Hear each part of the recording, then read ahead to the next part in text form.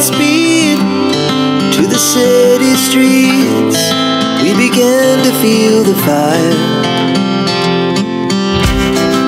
We rise like tall buildings as the chemicals they take us higher.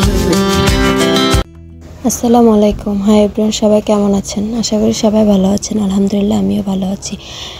তো আজকে আমার ভর্তা খেতে ইচ্ছা করতেছিল, তাই জন্য আম্মুকে বলতেছিলাম যে আম্মু আমার ভর্তা খেতে ইচ্ছা করতেছে। আম্মু কইতেছে যে কী ভর্তা খাবি? তো আমি যে শুটকির ভর্তা করা, তো তাই জন্য আম্মু আজকে ইসলা শুটকির ভর্তা করবে। তো এখান থেকে এই যে মিষ্টি কুমড়ার পাতা তুলে নিতেছে। তো এই মিষ্টি কুমড়োর গাছগুলো আমি কিনে আনছিলাম, আইনে লাগাইছিলাম। তো আমি তো বাসায় ছিলাম না, তো এগুলো ঝাড়া দেওয়া হয় নাই। ঝাড়া না দেওয়াতে গাছটা কেমন যেন হয়ে গেছে। তো আমি ভাবলাম যে একটু ঝাড়া দিয়ে দিই। আম্মু আর আমি মিলে ঝাড়াটা দিছি। তো এই তো এখন আম্মু মিষ্টি কুমড়োর পাতা তুলে নিতেছে। এই যে দেখেন আমরা পাতা তোলা শেষ। এখন আম্মু পাতাগুলোকে ভালো করে ধুয়ে নিব। আর এই দেখেন এদিকে আমরা টমেটো গাছ লাগাইছি, আমার হাজব্যান্ড আমি আর আমার ভাই বোনেরা মিলে লাগাইছি, সবাই মিলে। তো টমেটোও ধরছে মাশাল্লাহ।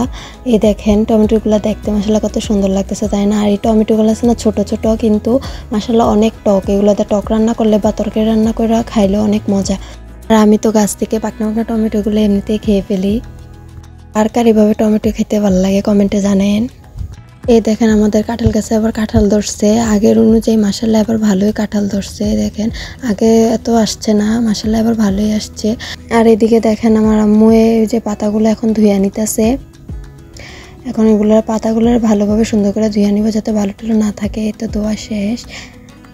আর এদিকে আমাদের পেয়ারা গাছে, পেয়ারা গাছটা আম্মু আর আমি লাগাইছিলাম। এই পেয়ারা গাছে এখন মাশাল্লাহ ফুল আসছে, পেয়ারাও ধরবো।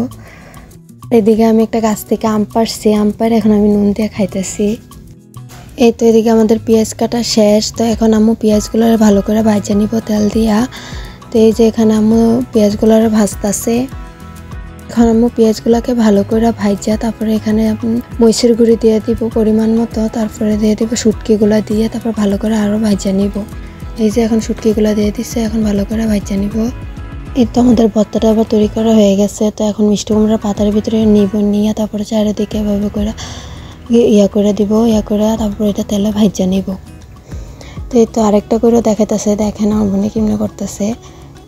তো আমরা তো এভাবেই খাই, আপনারা কে কে এভাবে ইসলা শুটকি ভর্তা করে খান কমেন্টে জানাবেন। তো এই তো এখন আম্মু এগুলা ভাজা নিতেছে।